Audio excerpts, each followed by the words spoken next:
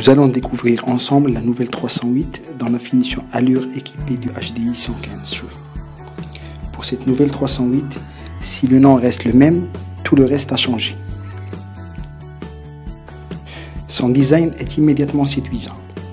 Sur son segment, avec la Seat Leon Elodie A3, la 308 est la seule à proposer des feux entièrement à LED. Ses concurrentes sont la Golf et l'A3, qui sont les références du segment. Justement, l'avant de la 308 nous rappelle la Golf et l'arrière magnifiquement dessiné ressemble plutôt à une A3. À l'intérieur, tout change par rapport à la précédente 308. L'habitacle est magnifiquement épuré avec des matériaux de qualité dignes d'une premium. Comme sur la 208, on retrouve le concept de petit volant placé bas et très maniable. Disponible en série dès la finition active, un écran tactile commande la plupart des fonctions de la voiture.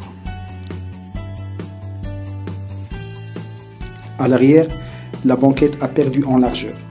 L'espace à bord est moyen pour la catégorie, le coffre aussi.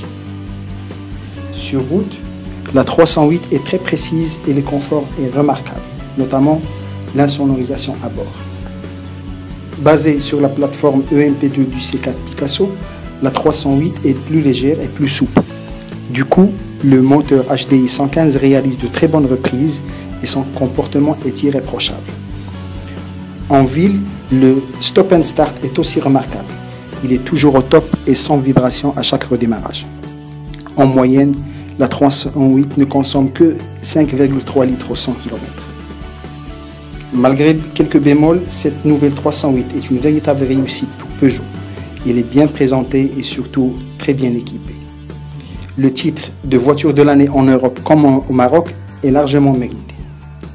Enfin, notre version d'essai est accessible à partir de 257 000 dirhams, de quoi tirer le tapis sous les pieds de ses concurrents directs.